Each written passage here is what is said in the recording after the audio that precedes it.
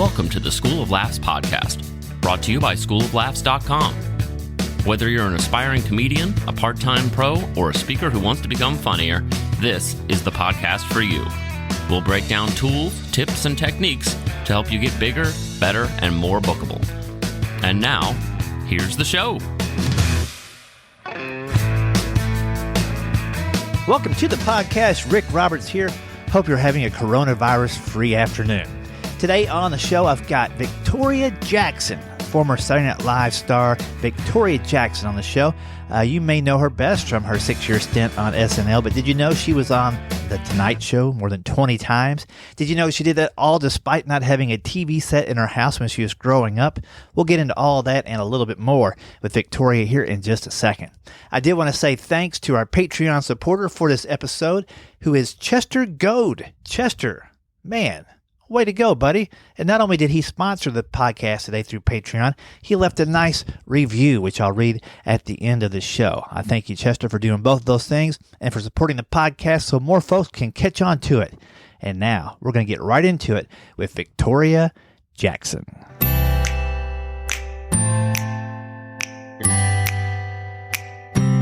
I am sitting across from Victoria Jackson. How is it going? Well, I'm very excited to be on your show. Thanks for coming in, and thanks for being here, and thanks for working into your schedule, because I know you've got things going on. I'm such a busy person. I just had to squish it in between my important meetings. Well, I know I wanted to have you on the show for a while, and but I haven't got to cross paths as much as I thought we would since you moved here. But we have a couple times at the Huckabee show and at a couple of church shows here and there. Mm-hmm. So I'm excited to finally get a chance to sit down and hang out a little bit. You're way busier than me. You have 3 towns you're going to in the next 5 days. You have 2 kids that aren't grown up yet. Yeah. You're a comedy teacher. I do teach. And I went to your class. You did? What'd you think? I think you're a great teacher. I'm so much more funny now. And what did I ask you? I asked you the end of a joke. I wanted you to write an end of a joke for me. While we keep talking, I'll think of what the joke is. Okay, if you remember it, let me know, and we'll see if we ever finished it out. Oh, yeah, I remember. But you're taking some other classes now, is that correct? I just started Lipscomb University. I'm trying to get my master's in film because I was bored, and I really wanted to be in a community of creative people, and where I live, it's kind of quiet. And so I am now with a bunch of creative types, and I love it. And I'm learning behind the camera. I never learned that part. What has that taught you as far as how to be on the other side of it? What have you learned from the director? Okay, this is what I've learned. The fun part is the acting and performing. The business side is extremely boring and disgusting. I hate it. I hate hearing about what percentage the investor's going to make after blah, blah, blah. Right. When the teacher says numbers, my brain shuts off. So I don't care. 100% creative side of it. I'm trying to learn the boring part, but I don't know. I think that I fell into the fun part of it, and I should have stayed there. So at Lipscomb, what is I'm sure there's many courses, but which ones are you taking right now? Well, last semester I took editing. Have you learned Premiere Pro? No. Have you learned iMovie on your laptop? I use this odd thing called Camtasia. It's basically was designed for screen capture and for tutorial videos, but it does everything I need. It edits 4K. It's got all kinds of transitions. So I've learned in there. I never heard of it. Yeah, it's more of like a corporate world kind of tool than it is a creative thing, but it does everything. Well, see, editing was a new frontier to me, and I cried and I banged my head on the wall, and I told my teacher I'm quitting. And the next day I woke up and I said, I'm not a quitter. Luke 137, for with God nothing is impossible. And I got back in there, and it's really fun skill to have because you make your own music videos and stuff. So did you, for the project that you're editing, were you on the other side for the on-camera part, and now you're editing it, or is it somebody else's? Sides. One of our homework assignments in my production class was film yourself. Film a music video.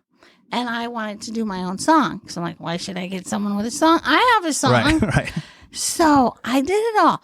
But I wanted to tell you, Lipscomb let us borrow the $5 million camera, and it was so stressful for me the day I had to borrow it out of the cage. It was raining all day, and I was lugging the camera and the mic and the this and the that. I finally get to the place. It was the factory in Franklin. Now the factory. So I tried to shoot a video there once, and in the middle of it, they shut us down because we had to ask them permission. Did you ask ahead of time? Did you know to do that? I did know. I asked permission, and they said no. I'm like, but I used to be on Saturday Night Live. Right. No, not allowed.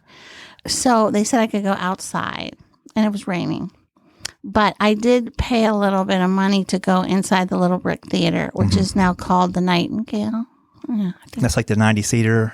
Yeah. Yeah, that's a great space. So I paid a little bit of money and got to use that stage. So film is a very expensive hobby. It's only for the rich or for big churches, or I don't know. How do people afford to do it? Well, if you're getting a full cast and editors and all that thing, it does add up. I know most people now that are shooting their own stuff, well, in stand-up, the hardest thing to get is a good tape. Just because the great crowd, all of a sudden somebody sat down right in front of your camera. Right. Or, you have great setup and you're paying people to record it and it's not a great crowd or something else happens. Or they're a great crowd and your guy who's filming you forgot to mic the audience laughing. So your whole set, you're killing, but you can't hear anyone laughing. You look like a psycho just waiting for the laughs to die off that nobody else hears. Yeah, no, the wardrobe person, on the Huckabee show, there's two makeup ladies. They're both great, Eden and Jennifer, and they'll watch the monitor in the back. And what's great, and it's something you don't think about, but they'll go up and take a picture of the screen when they see something it's like their work looks good. Like that person looks good. They look better up there than they did back here. And so that's how they watch their set, as opposed to a comic listening for laughs or whatever. But they also will say immediately, oh, he's getting a little runny on the left side by his ear. And the other one go, oh, yes, he is. And as soon as there's a break, they go out there and touch him up. But it takes a lot of people for a high-quality production. Yes. A wardrobe thing, I had one jacket that was, looking at it, it was fine, but it was busy. And there's a term for that when they, the thing makes those wavy lines. Yeah. But without all those people checking it out, then the easy part of performing doesn't look that good. I'm curious about what's going on right now. Right now, my husband is sitting over there looking really mean, but he's a police officer, so that's part of his job. I was going to ask if my if my brake lights or anything were off. He's an ex-SWAT guy. You wouldn't want to be arrested by him. Okay, hold on. When me and Paul got reunited, because we were high school sweethearts. When we got reunited in 91, I was on Jay Leno, and I forgot. See, my first husband was a fire eater. Fire eater. Yeah, and so I lived in the world where everything's funny and entertaining. And Paul lives in the real world where people get shot and stuff. And I didn't get that yet. So I was on Leno. I was telling everyone on TV, the newest, what do you call it, Paul, when you were chasing that white van into the trailer park? A drug bust. What do you call that thing? Tracking money launderers. They were tracking money launderers, and I started telling all the details of how they were tracking them on Jay Leno. Oh, no. Giving away all the... I started talking about it because I was so used to just doing improvising whatever. Yeah, just talking about what's going on in life. Like we're doing right now. Right. And it used to work, fire eater, ha. So after I finished, I realized Paul might get fired because I gave away the whole secret heist, whatever you call it. Right. And so I called the Tonight Show about an hour later. I was sobbing. And I said, could you please edit my interview? Leave out the part about the trailer park and the drugs and the plane. And they were offended. They never asked me back. Even though you'd been on quite a bit, right? I was on Johnny Carson 18 times. Then I was on with Gary Shandling and someone else when Johnny was sick. So 20 times on Johnny Carson. And one time on Jay Leno, or 2 times, and then they never asked me back. Let me ask you about those 3 guys real quick. Gary Shandling, as an interviewer, they all have their different styles. Who did you feel most comfortable sitting on the couch Johnny talking to? Carson. Because my little story is he would make the guest look good. And here's my example. When I was on Johnny Carson, they pre-interview you. So we had like 8 questions. I knew the questions. He knew the answers. But if you go off script, that's great. And Johnny said, so I hear you're married. Who are you married to? And I said, a fire eater. And everyone laughed. Well, when I was on Letterman, he said, so, Victoria Jackson, I hear you're married to a fire eater. Everyone laughed. And then I went, yeah. I get no laugh. Right. He was laugh. So Letterman took the laugh. Leno took the laugh. But Carson gave me the laugh every time. He always was gracious enough to let me get the laugh. I grew up... So I got out of high school, graduated in 86. So I still saw all the Johnny Carson. Then I started watching a little bit of the Leno and stuff. But Carson had that ability just to kind of put people at ease. Like you say, make them the star of things. And he was just so self-effacing, so humble. I remember maybe 2-3 months ago, they had the Johnny Carson channel on Sirius XM. They were playing like 20 or 30 of his best episodes. And it was amazing to listen to, how quick he was, but how well he listened to people. Because especially, and I love Letterman too, but he's so quick on to the next thing. Now his later stuff, now that he's doing, he's a great listener. He's very thoughtful and prepares a lot, but on the show, he didn't come off that way. Which one are you talking about? My next guest is on Netflix with David Letterman. Beard, with his beard. Big old Santa Claus beard. He seems to be liberally, politically motivated now. Did you notice that? A little bit, although some of the people he's had on have been pretty not in the political thing at all, Yeah. He had Obama on, so that was obviously... He had Kanye on. Yeah. That's the one I didn't watch. Oh. I've watched, I've got 2, I think, that I haven't seen. But he's kind of grown in his ability to, I think since his heart attacks and all those kinds of things happened, he kind of appreciated life more. Now that he's a dad, becoming a parent, you automatically switch a few gears on that you weren't firing on before. Empathy and compassion and those things. If you missed it on the first thing, when you got kids, all of a sudden you've got those things. So he's come along with that. So what was the first question I interrupted that you were going to say? Tell me about you have more than one kid? Oh, we have 2 daughters, 34 and 25, happily married. The oldest is a Christian writer. She the author of Afraid of All the Things, and also a book for teenage girls called He Numbered the Pores on My Face. That's great. And my other daughter is in this insurance office work thing, and I think she's a songwriter, dancer at heart, so... She's looking for her passion. Gotcha. So she's frustrated creative, you think? Yeah, but she wants to have babies soon, So she wants the stability of the job? Kind of. Yeah. And I have 3 grandchildren, and that's why we moved to Nashville to be near them. Well, how old are they? But don't you want to ask me how I got on Saturday Night Live? That's what everybody wants to know. I know, because I've listened to other podcasts. Oh, you know? Yeah. You tell me. How did I get on Saturday Night? Well, the story goes. Let's hear. The story goes. So you first, and correct me as I go if I'm wrong. So you grew up, you went to Bible college for a little bit. Went to Furman, South Carolina, and then you went from there to Auburn. Now, I'm curious about that. What took you from South Carolina to Auburn? Was it more to start because Auburn has a bit of an acting It was because I program? couldn't afford Furman financially, and I was on the gymnastics team, and I quit gymnastics, and I was in my first play at Furman, but I couldn't afford to go anymore, and my brother was at Auburn, and it was cheaper. Gotcha. So you go to Auburn, but you don't finish out Auburn because the acting bug gets you. So is there a play at Auburn that you got into that Summer got you Stock, into it? 1980. Gotcha. Good. And you're like, hey, this is pretty cool stuff. If I'm going to do this, I got to get out of Alabama because there's not a lot of movies going on here. Boom, you go out to the West Coast. How did I get there? How did you get there? Johnny Crawford, the Rifleman's son. He was 33, I was 19. And I was doing handstands on fire hydrants and stuff to get attention. And I was doing back handsprings in the chorus line, and he was the lead. And he said, you would be good in my nightclub act as the comic relief because he sings 30 songs. So he gave me a one-way ticket to Hollywood. And I said, well, I'm only 19. You have to ask my parents' permission. And he called my mom. She's sitting right over there. And Mom, why would you let your little 19-year-old girl fly to Hollywood with a 33-year-old actor man?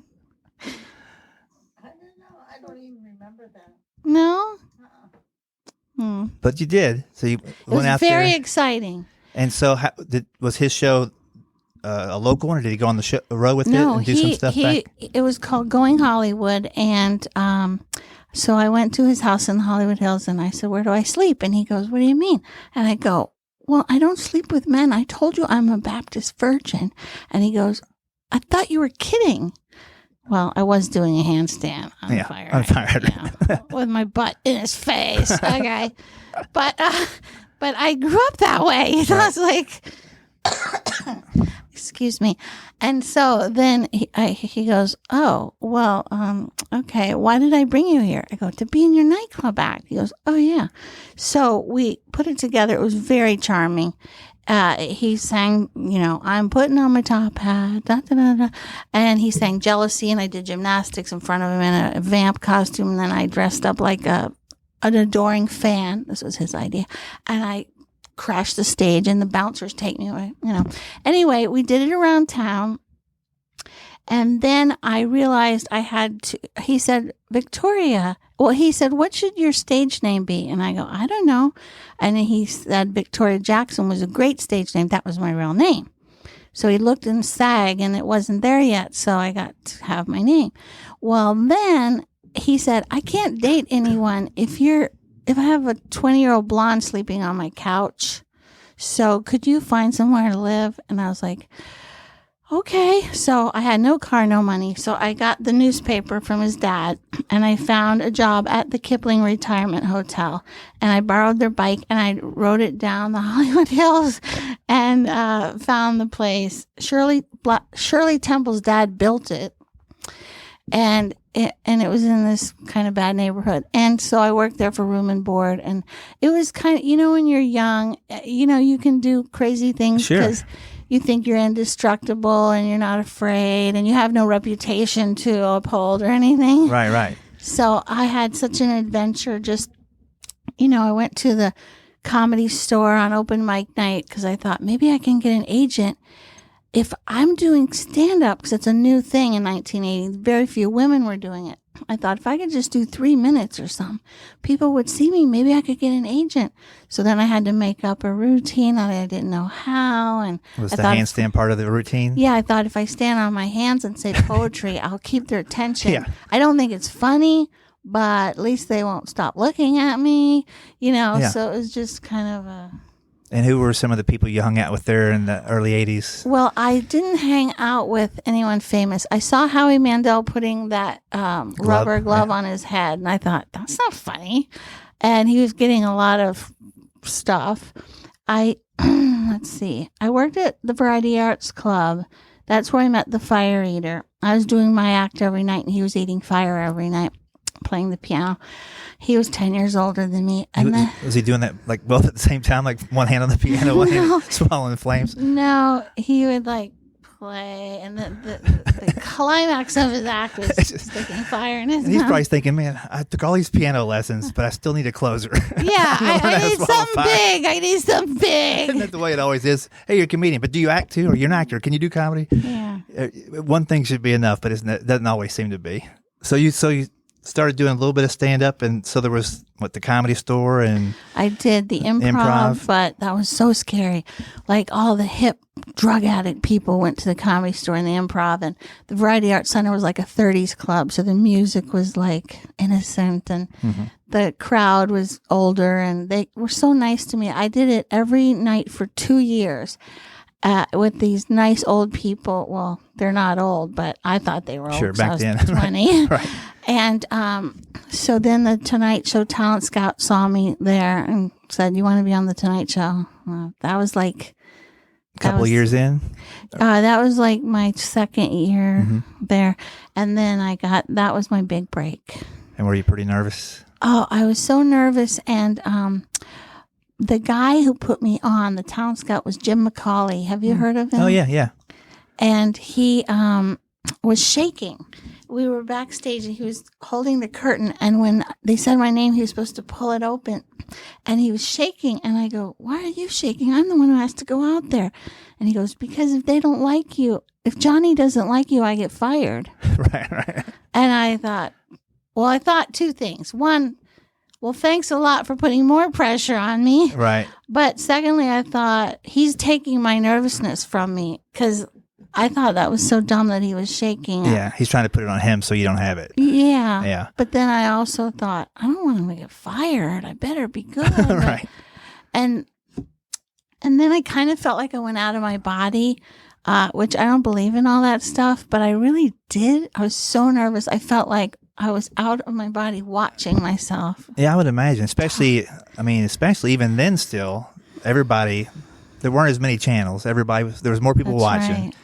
And so if you did well, it definitely led to some things. Yes, my dad said, if Johnny likes you, you have a career. And if he doesn't, you don't.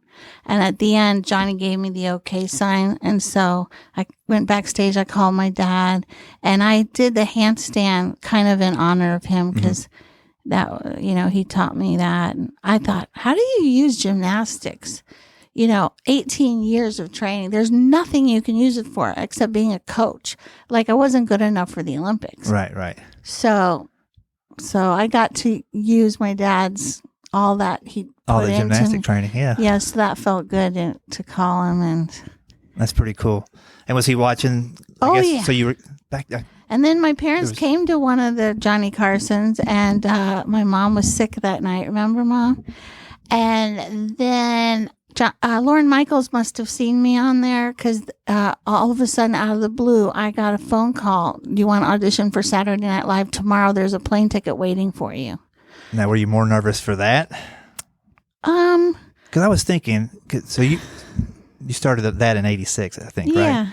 So it had been around for a while, but like I grew up with 10 or 12 years of Saturday Night Live watching, or when I got into it, like it's been on my radar the whole time, but you didn't grow up watching Saturday Night Live because it didn't start till... Well, I never watched it and we didn't have a TV. So what was your parameter or your idea of what it would be like to... I mean, you knew a little bit about them for sure, what it was like. I thought you have to be funny. Okay, when I auditioned, I just did my 6 minutes from my Johnny Carson. Handstand, poetry, ukulele playing, blah blah blah. Lorne Michaels said, "You have a very funny audition, but I'm not sure you're strong in characters and impressions." And that's a pretty good one. Yeah, thanks. But I said, "Oh," and he started walking me towards the door. It was the day after my audition for Lorne in New York, and they were going to fly me home. And they said, "Stay an extra night. Lorne wants to interview you." It was a very short interview. And so he said, "Oh, you're married, you have a baby." I had a baby then, 3 months old. And he's like walking me to the door. And I said, "Well, I can talk like that." And he goes, I go, Right. I could be a character like this. I could talk like this. And he's like, and then he said, "Well, what if I wanted you to be a Midwestern housewife?" I go, "Well, I am a housewife. And my parents are from the Midwest." And he goes, "Or Diane Keaton." And I go, "Well, she just wears men's clothes and looks at the ground a lot." And so I could feel my big chance slipping away. So he's like, "Thank you." So I leave. I'm flying home, and I'm like, man, I was so close.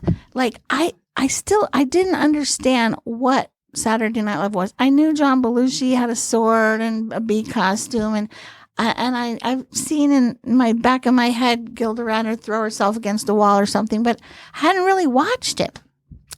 Well, I went home and I rented Tina Turner, Diane Keaton, a bunch of people, and I tried to imitate them because I realized I was going to be on Johnny Carson in 2 weeks. And I thought, hey, what if I extended my audition for Lorne on national TV? That'd have to impress him. And I thought, well, I'm not. And then I watched Tina Turner. I was like, what's love got to do? And so I realized I'm terrible at impression. So I thought, well, I'll just try. And even if they're bad, if people laugh, then that's the goal. So I went on Johnny Carson like my 18th or something time, or maybe it was my 10th then. And then I said, I'm auditioning for a show and I have to do characters and impressions. Can I try a few on you, see if you can guess them? And then Johnny Carson said, sure. And I said, oh, Johnny, I don't know why I'm here. can you go to a commercial? I don't have anything to say. He goes, Terry Garr. And I go, yeah. And then I go, boy, the way Glenn Miller played songs that made the hit parade. And he goes, Edith Bunker. And I go, yeah. And then I go, what's love got to do with it? And he goes, Tina Turner. And I go, yeah. And then I go, John, why do you want to work for my company? and then he goes, I don't know, Betty Davis. I go, no. And then he goes, who is it? And I go, I don't know. I made her up. It's a character. I just made up a character. There you go. So, And he's like, well, then how am I supposed to guess? And then everyone laughed really hard. And I knew I was going to get SNL that minute. And then I got a call, about 10 days later, and they said, congratulations, you're in the cast of Saturday Night Live. There's a ticket waiting for you at LAX. Bring your, ukulele or whatever. So I brought my baby, the fire eater, a suitcase with diapers in it. But anyway, changed my life. It was so exciting. But then it's hard to live after it. oh, I could only imagine. Like Nothing else can top that. So the rest of your life is like, even acting jobs. Like we saw like a movie star every week, the top music act or whatever. I had to learn characters and impressions on the job. So I kind of did. And the funny thing is, ever since I left the show, I've been trying to think of a character. I never did really come up with a character. And they said, well, you're the character. I'm like, but I can't figure out how to make a church lady or a liar. My brain won't, I don't know. I can okay, so my friend was making fun of someone and they go, Hi, I'm Harriet. I'm a blue-blooded liver from my head to my toes. Obama, I love him. Why? Cute baby pictures. Herb garden. Free condoms. You're never too young or too old. I hate. That's why I hate Republicans. And so, I can, okay, that's a character, that's a character right? for sure. But I didn't make it up. I stole it from my friend Fran. Who's just like that? No, she was making fun of someone because she's talented. So she's And I'm gotta like, hang can around. can I steal that from you? Can I pay you $50 for that? Anyway, my whole life I've been trying to do impressions and characters, and I'm getting better at it. But no one wants to pay me for it now. Yeah. Well, it's a thing. It's a constant thing. No matter what you've done in the past, there's always something you're trying to pull from it and take from it and grow with it. Your music stuff I always thought was right on, and you still play a little uke. Oh, When did you pick up the ukulele? Was that my mom got me a uke when I was 10. okay? So you had it pretty young. Just for fun, because my brother played guitar, and my fingers wouldn't stretch. Let's see. I'm so spoiled on a uke because it's 4 strings. How could anyone do F on a guitar? Yeah, It's I so stay away much from that one myself. trouble. A minor and F. It's just too much work. What do you play? A little guitar. Yeah, forget those. Just do G. No, do C. No. D7 is pretty easy. But anyway, yeah. So the ukulele has been very good to me because it lets me express my pain. Like when I had cancer 4 years ago, I made up this song called It's a Broken World, Baby. I think I saw that, right? I saw that on the show. I sang it on Huckabee, yeah. And I remember Paul was washing the dishes because even though he's a helicopter pilot, he likes to clean the house. And he was washing dishes. I said, Paul, I think this might be a good song. It's a broken world, baby.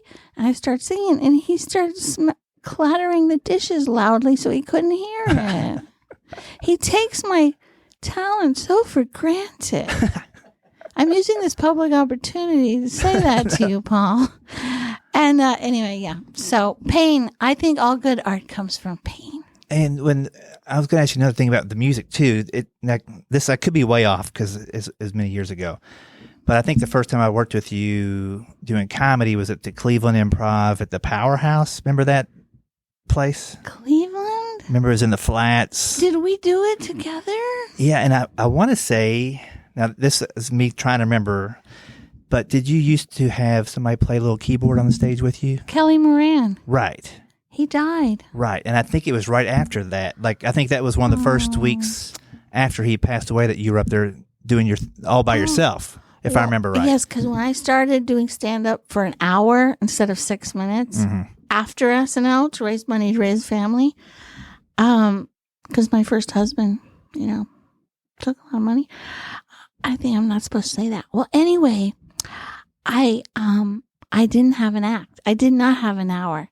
And I was desperately, I was milking the SNL thing.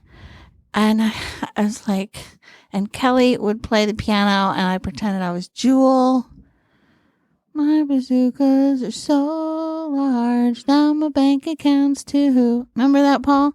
I mean, I was desperate. And I was getting a little too dirty. Just a tiny bit. The clubs Clubs. The clubs start squeezing that in. I had no material, and I knew they were laughing at things that were like, I mean, I would never sing that now, but I was so nervous and I didn't have an hour. And I mean, I didn't do anything dirty. Like for a church, it would be. For a club, I was the cleanest person in the club. But so that Ohio one. That was never an easy room. But that was one hard. I went to the most. At that time, I lived in Columbus.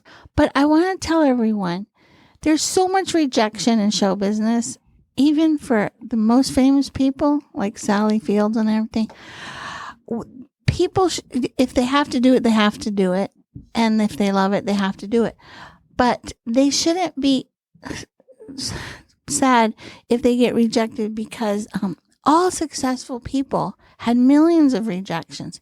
And it doesn't matter. I mean, if you're a Christian, you have to live for the glory of God. But He puts something in your heart that you passionately love to do. And try to do it for His glory, like no dirty jokes. And like don't sing about Jules' assets Right. for a cheap laugh. That's like being the halftime show with Shakira and J-Lo, you know what I'm saying? I'm just saying I'm guilty. Well, I'm a hypocrite. The club is the hardest place to be. Well, it shouldn't be. It should be no different than any other place you go. But the expectations and usually the people you're working with. And this is why I liked working with you. I can't remember if I was emceeing or featuring, but it was like I could invite people out to the show. Yeah. Too many times when I moved up the ladder, the first one or two people before me were so dirty. Yeah. If I did invite somebody out, they didn't last until I got up there. They're like, oh, we had to go wait in the parking lot. It's so easy to make a joke clean, and it's way better anyway. Well, I know you guys got some things to do today probably, so I'll let you go here in a second. But any last piece of advice you have for somebody, let's say that, look back at 19-year-old you, somebody's, let's say a female comic out there, like, should I go to Los Angeles? Should I work on my craft longer? I mean, you could look back and pick a million different ways you could have gone, but is there something you could tell those people right now, something that they can focus on that's in their control that will help them in the long run? Okay, I think work clean. I think they should go to LA. I think all the opportunities are there, and it's a kind of a small town. If you go on stage and you have a good set, everyone's going to know about it pretty quick. I didn't know that when I was young, but now that I look back, word of mouth, I think they should perform every chance they get, because the more you do stand up, you get better and better and better. Like when I started getting good at it was when I had like 4 nights in a row, 2 or 3 times a month, which is hard to get booked. So just start with any time you can get in front of an audience. You'll get better and better and better. You'll get more and more confident. I think I didn't know how to write an act, but I think most people, it seems like they write an act about something that bothers them a lot. So I wrote my act about why I hate Miami.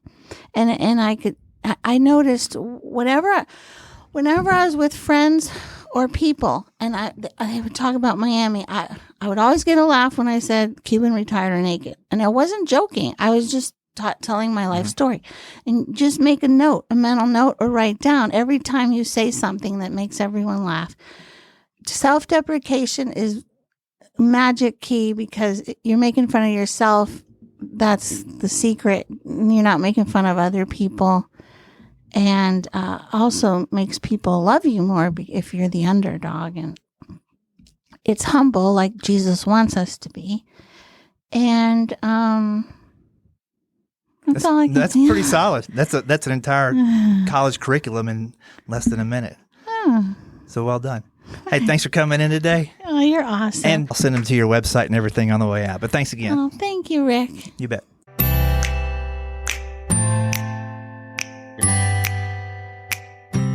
Hope you enjoyed that conversation with Victoria Jackson. I know I did. It's also fun getting to meet her husband again, as well as meeting her mom for the first time and her future sister-in-law, all hanging out with us during the podcast that afternoon. Lots of fun. And if you want to find out more about Victoria Jackson, you got to go to victoriajackson.com. If you type that in, you're going to find all kinds of links to past videos and songs that she's put out, as well as a lot of her skits on Saturday Night Live that you may have forgotten that you knew. Lots of good stuff walking down memory lane, checking that out. And looking forward to see what she's got up ahead. I know she's got a documentary in the works. Lots of cool things around the corner. So thanks again to her and her family for coming out and joining the podcast. I did want to read a quick review left by our Patreon supporter, Dr. Chester Goad. He says, I originally signed up for one of Rick's online courses and plowed through it as soon as possible because he knows what he's talking about, and it's obvious he cares and wants aspiring comics and even seasoned comics to be more successful. He's got that right. The School of Laughs podcast is no different. Tons of great information, great conversations with great and funny people. Rick proves that when you have laughter in common, you can talk about just about anything and learn from each other. I also like the generous way his guests share information and tips. I'm learning comics are some of the most generous people out there in the creative world. If you want to learn more about comedy and the business of comedy, this is the podcast where you start and where you grow. Hey, thanks, Chester, for leaving the review. Again, thanks for sponsoring us through Patreon. If you're new to listening and you don't know what that's all about, you can support the podcast through recurring monthly donation, numerically of your choice. It could be as little as $1. I have some people contributing $20 a month for the podcast. That helps me get this thing edited and helps me keep putting it out there through the different channels. Anyway, you can learn more about that by going to schooloflaughs.com/PATREON. Thanks to all of our podcast supporters for making this thing work. All right, that's going to do it for this episode. Stay happy, stay healthy, stay funny, and stay coronavirus free. Thanks for listening to the School of Laughs podcast. If you'd like to hear more School of Laughs podcasts, you can find them on iTunes and Stitcher.com. And don't forget to subscribe and leave a review. For information on upcoming live and online classes, visit schooloflaughs.com. Until next time, stay tuned, stay focused, and stay funny.